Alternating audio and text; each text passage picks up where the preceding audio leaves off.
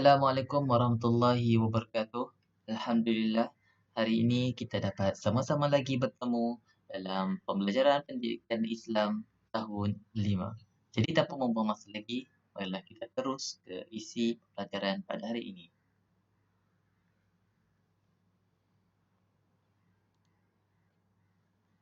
Okey, baik. Sekarang, murid-murid sila lihat apa yang terpapar di skrin.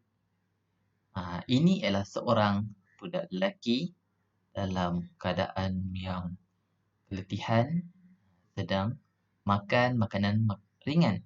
Contohnya burger, popcorn, air gas, pizza. Atas mejanya pula ada fries, ada juga wedges dan sebagainya. Ini pula rakannya turut makan benda-benda yang manis. Contohnya aiskrim. Aiskrim ke satu, ada 2 aiskrim. Mukanya pun sangat bahagia sebab dapat makan banyak. Tapi kalau kita tengok perutnya pula terlalu ke depan sehingga kan seluar pun nak terlondeh. Ha, ha. Sampai tubuh terlalu besar sebab terlalu banyak makan. Baik.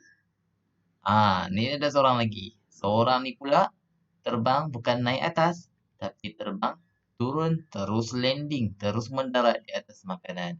Ni pun salah seorang berat, besar badannya. Sampai terbang pun, sampai landing terus atas makanan. Jadi adakah semua pilih untuk jadi macam ni ataupun pilih untuk jadi macam ni? Untuk ketiga-tiga golongan tadi, termasuk Superman ni, ini adalah golongan yang kegemukan atau obesity. Disebabkan cara pemakanan yang tak sihat, tidak bersenam dan sebagainya. Sehingga kan mendapat tubuh badan seperti ini. Berbanding dengan ini pula, tubuh badan yang lebih sihat, lebih langsing, lebih kurus, dan lebih kita tengok skin wajah lebih nampak tampan dan sebagainya. Jadi, adakah murid-murid pilih untuk jadi seperti tiga ini ataupun seperti seorang ini? Jadi, apa kena-mengena kanak-kanak ini dengan tajuk kita hari ini? Kita akan belajar mengenai amalan hidup sihat yang disampaikan oleh saya iaitu Muhammad Fahmi bin Badrul Syam. Kita akan belajar dalam bidang jawi. Untuk temanya ialah badan sihat, hidup ceria. Objektif kita pada hari ini, murid dapat membaca teks jawi dengan betul, menyebut perkataan pilihan dengan betul, menulis semula perkataan pilihan dengan betul. Kita terus ke buku teks isi pembelajaran hari ini. Badan sihat, hidup ceria. Jom sertai larian 7 kilometer. Terdapat perbualan antara dua insan iaitu seorang ayah dan seorang anak. Anaknya berkata, "Wah, ramainya orang yang datang ke sini ayah." Ayah pula menjawab, "Tentulah Nizam. Semua orang semakin peka dengan kesihatan." Situasi ini ialah kita tengok sewaktu sebelum pandemik. InsyaAllah habis pandemik kita mampu menghadapi atau jumpa lagi situasi yang seperti ini. Iaitu larian-larian kesihatan, larian-larian 7 kilometer dan sebagainya. Jadi, dulu satu tahap sampai terlalu ada ramai orang peka tentang kesihatan. Contohnya ada larian, ada berbasikal dan sebagainya. Kini rakyat Malaysia gemar untuk melakukan aktiviti-aktiviti outdoor ataupun aktiviti-aktiviti luar daripada rumah, luar daripada ruang. Jadi dapatlah melakukan aktiviti agar tubuh badan lebih sihat. Tapi disebabkan COVID atau pandemik terpaksa ditangguhkan terlebih dahulu. Okey, kita terus masuk ke sesi seterusnya. Baca dengan teliti. Gambar pertama.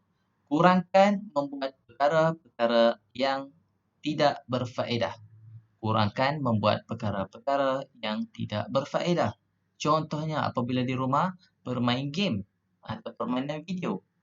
Selain itu, menonton televisyen daripada pagi sampai ke malam. Untung nasib juga ada yang kelas waktu pagi. Tapi ada yang main game daripada tengah hari sampai ke malam. Tonton TV, kartun daripada pagi sampai ke malam. Jadi sewaktu COVID ni, Walaupun kita berada di rumah, tapi terdapat beberapa aktiviti lain yang boleh kita lakukan. Jadi kita adalah kurangkan membuat perkara-perkara yang tidak berfaedah. Jadi contohnya tolong ibu bapa dan sebagainya. Seterusnya,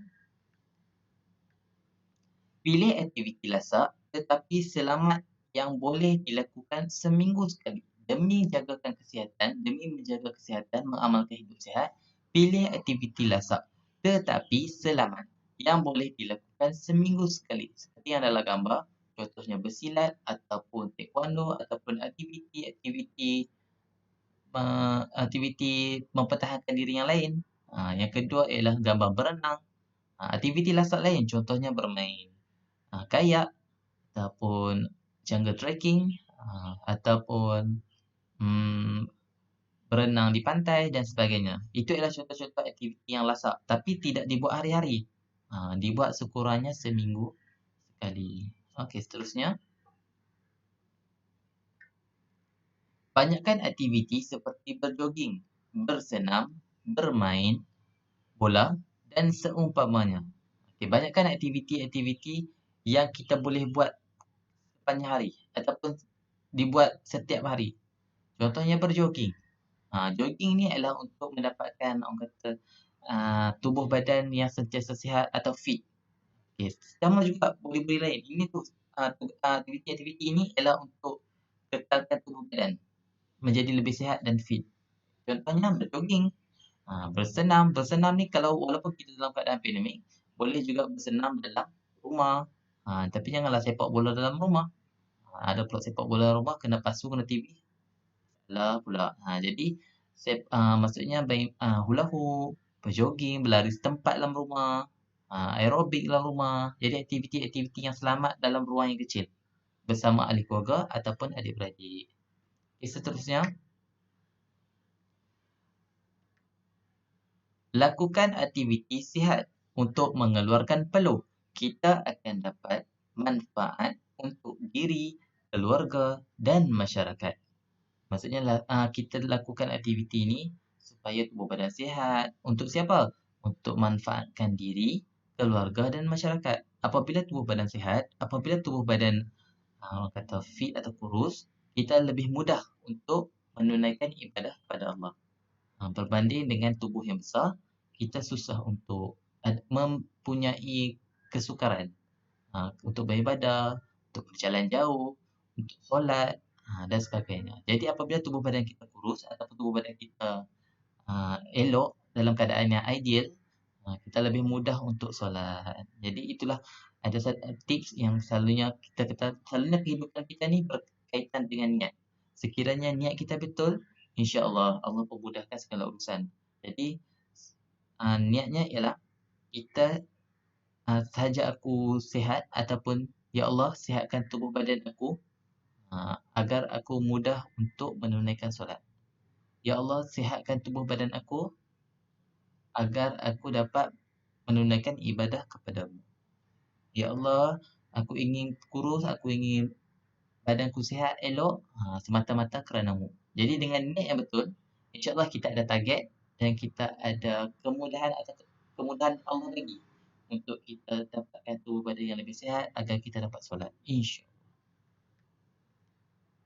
Mengapakah rakyat Malaysia ramai yang mengalami masalah obesiti? Obesiti itu maksudnya kegemukan. Okey. Mengapa? Disebabkan amalan hidup yang tidak sihat, pemakanan yang tidak sihat dan sebagainya. Ini fakta yang dapat daripada KKM, iaitu Kementerian Kesihatan Malaysia. Malaysia merupakan negara tergemuk di Asia kerana 33% rakyatnya berlebihan berat badan dan 18% pula obes. Jika ibu bapa obes, anak pula berisiko 13 kali ganda obes. Jadi kawal berat badan dan bersenam mampu kurangkan risiko diabetes ataupun kencing manis. Ini adalah fakta daripada KKM. Malaysia merupakan negara yang tergemuk di Asia. Dah sedar? Fikir-fikirkan. Seterusnya, amalan hidup sihat. 5 amalan hidup sihat. Pengambilan makanan sunnah. Apa itu makanan sunnah? Makanan sunnah ialah makanan yang diamalkan atau dimakan oleh Nabi. Okey, mengamalkan pemakanan sunnah seperti madu, buah zaitun, kurma, habatus sauda, susu kambing dan lain-lainnya yang kaya dengan pelbagai khasiat, mampu membekalkan nutrien yang diperlukan oleh tubuh badan untuk kekal sihat. Terdapat beberapa perkataan yang telah saya gariskan itu ialah berkaitan dengan aktiviti pada hari ini, iaitu imbuhan apitan. Contoh mengamalkan, mengamalkan. Nanti saya akan terangkan selepas ini. Seterusnya, beriadah dan bersenam. Rajin beriadah dan bersenam menjadikan jantung sihat dan kuat. Sisa toksin dalam badan pula akan keluar melalui teluk dan membolehkan darah mengalir dengan lancar. Apabila kita bersenam, kita sihat, kita akan minum air yang banyak, maka peluh-peluh itu merupakan sisa toksin yang keluar daripada tubuh badan. Selain daripada peluh, sisa toksin juga keluar melalui air kencing. Jadi sisa toksin yang terkumpul dalam badan dapat dikeluarkan apabila kita bersenam dan kita mengeluarkan air kecil.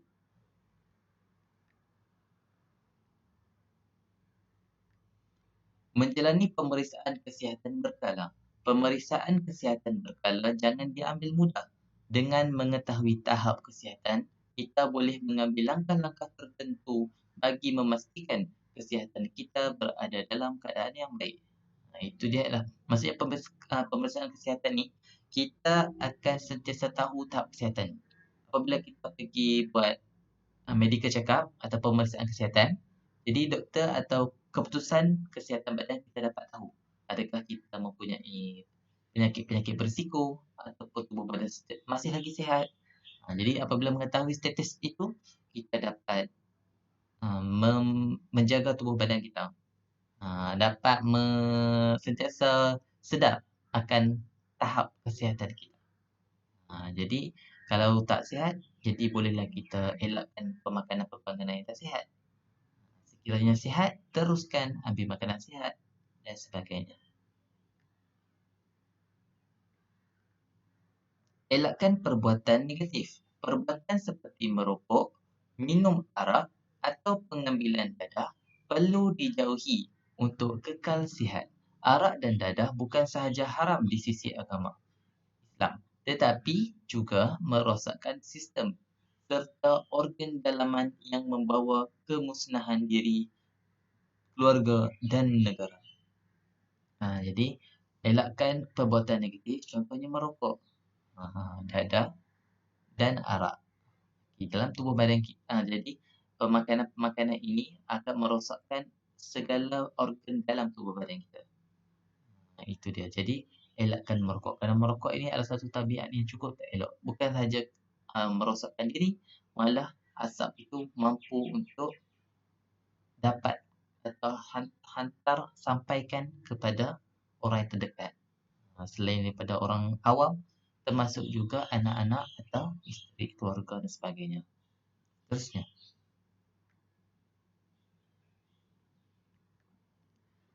menjaga kebersihan diri dan persekitaran. Tahun 2020, dunia digemparkan dengan ancaman maut virus COVID-19. Virus COVID-19. Kita dinasihatkan supaya peka dan sentiasa menjaga kebersihan diri serta persekitaran, kerap membasuh tangan dan mengamalkan penjarakan fizikal adalah antara kaedah terbaik memutuskan rantaian wabak ini. Ya, melalui kalau kita tengok zaman sekarang dengan COVID-19, jadi banyaklah aktiviti-aktiviti yang kita terpaksa tangguhkan, kita tak dapat lakukan. Jadi itu bukan saja alasan untuk kita untuk tidak kekal sihat. Kita perlu sihat melalui pemakanan dan latihan ataupun jaga tubuh badan melalui sukan ataupun senaman di rumah. Hanya di rumah. Jadi itu bukan alasan untuk kita, kalau disebabkan COVID, maka kita terdapat pelbagai penyakit lain macam manis dan sebagainya kerana tidak menjaga kesihatan semasa di rumah dan sebagainya. Jadi mengamalkan penjarakan fizikal serta sentiasa bersih. Sanitize tangan, lepas tu basuh baju, sentiasa dalam keadaan bersih, mandi dan sebagainya. Jadi perkataan-perkataan baris yang saya telah gariskan ini ialah aktiviti untuk hari ini. Iaitu senarakan perkataan yang mempunyai imbuhan apitan berdasarkan teks ayat buku teks muka surat 48. Jadi muka surat 48 tu muka surat ini tadi. Jadi terdapat beberapa imbuhan apitan yang telah saya gariskan. Jadi murid-murid boleh cek ataupun boleh lihat muka surat 48, senaraikan sebanyak mana ataupun yang kamu jumpa perkataan imbuhan apitan dalam teks ini. Contoh yang saya bagi tadi, mengamalkan. Kata dasarnya ialah amal, jadi meng dan kan. Jadi mengamalkan. Yang kedua, contoh kedua ialah makan. Pemakanan. Imbuhan pe dengan imbuhan an. Jadi pemakanan. Selain itu, gempar. Imbuhan di dan kan. Kata dasarnya ialah gempar. Imbuhan awalannya di dan akhirnya ialah kan. Jadi digemparkan. Itu adalah contoh imbuhan apitan. Jadi kita dapat lihat kat sini. Saya dah buat contoh. Jadi mengamalkan ada Rumi dan Jawi. Tulis tulisan Jawi dan tulis juga Rumi di sebelah kirinya. Jadi itu sahaja untuk pembelajaran Jawi Pendidikan Islam tahun 5 pada hari ini. Jadi semoga murid-murid dapat manfaat, sentiasa dalam keadaan bersih, sentiasa dalam keadaan berjaga-jaga, stay at home, jaga keluarga dan terus amalkan hidup yang sihat. Jadi itu saja untuk pembelajaran pada hari ini. Kita akan berjumpa lagi dalam lain video pembelajaran pendidikan Islam. Assalamualaikum warahmatullahi wabarakatuh.